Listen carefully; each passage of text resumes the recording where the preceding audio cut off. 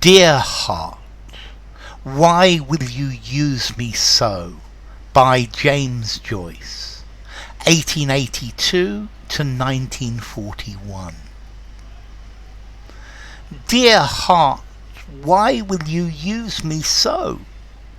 Dear eyes that gently me upbraid, still you are beautiful, but oh, how is your beauty raimented? Through the clear mirror of your eyes, through the soft sigh of kiss to kiss, desolate winds assail with cries the shadowy garden where love is. And soon shall love dissolved be, when over us the wild winds blow. But you, dear love, too dear to me, alas, why will you use me so? Okay, this is a poem by James Joyce. James Joyce was an Irish novelist and a poet. He was part of the avant-garde movement, the modernist avant-garde movement, and he's best known probably for his novel Ulysses. He was born in a suburb of Dublin, and he went to a Jesuit school. He then went to the University College, Dublin, where he graduated. And when he was, I think, 23, he met his wife, and they got married and went to live in Europe, and they spent the rest of their life in Europe. He went to Trieste, which at that time was part of the Austro-Hungarian Empire. He spent a lot of time in Zurich as well, in Switzerland, because of both the First and the Second World Wars. So what's this poem about? This poem is about love. It's about Joyce's view of love. And if we look at the title, Dear Heart, Why Will You Use Me So? And this is Joyce's comment about being at the mercy of love. That you fall in love with someone and you are at the mercy of it. That there's nothing you can do about it. You can't. It's not something that you can fight.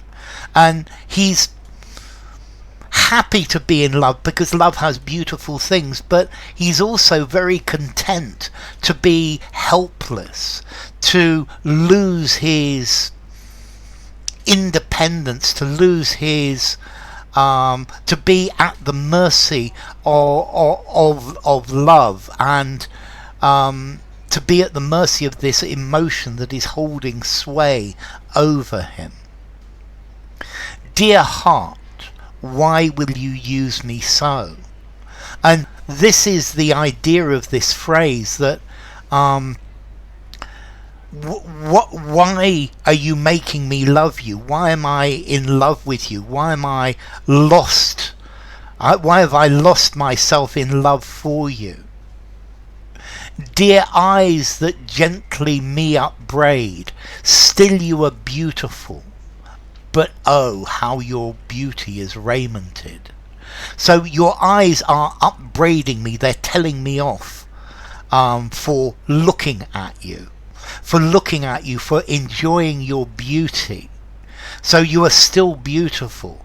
I think maybe this is somebody who is perhaps getting older, and he's still in love with this person. I think he's referring to his wife. And he's in love with her, but he's upset by the fact that he has no control over this love, that he is at the mercy of his love, of his love for her. And I think she's upbraiding him, she's telling him off for looking at her, for enjoying her beauty. And he's effectively indulging his love in her by basking in her beauty.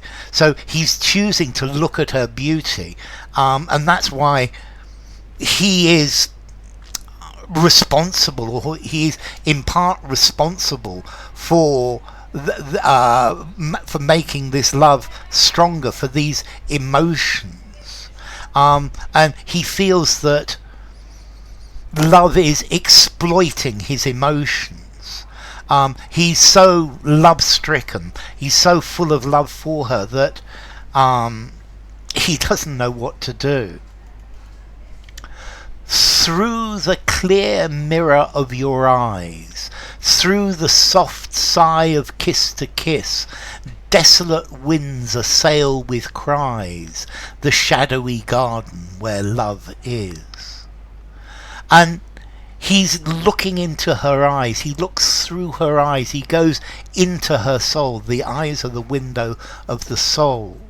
Through the soft sound of her sigh, or his sigh as they kiss, he can see desolate winds assail with cries the shadowy garden where love is. So this is the prediction that love is something that is not permanent. Love is something that is temporary, and that there are going to be problems, that love itself carries with it the end of love, the loss of passion, and the fact that they are that he's in love with her implies that in the future he will suffer for this. So love, yes, love is a wonderful positive feeling, but this is something that will have bad consequences. It's the looking in her eyes, kissing her. This is something that indicates that in the future the relationship will end and there will be pain, and the shadowy garden, the dark garden, the garden of love is shrouded, is covered in darkness. And soon shall love dissolved be, when over us the wild winds blow. So this is almost like the love is destined to end. Love is destined to end in pain. And yes, love exists now, and I feel this wonderful love for you. But this is something that will go. This is something that always happens. And when this happens, the wild winds will blow, and he will be destroyed by the end of love. But you, dear love, too dear to me, alas, why will you use me so? So again, he's asking, he's saying that I love you, I'm desperately in love with you. And he's again sad about the fact that he is at the mercy of love, that there is nothing he can do, that he is going to suffer, that all of this is predestined.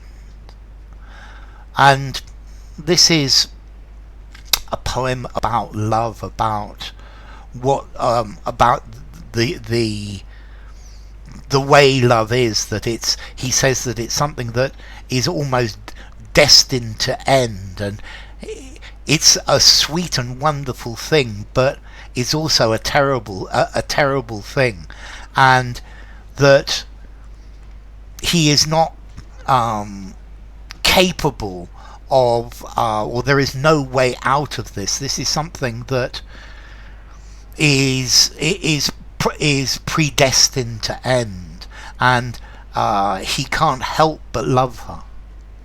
So, Dear Heart, Why Will You Use Me So by James Joyce.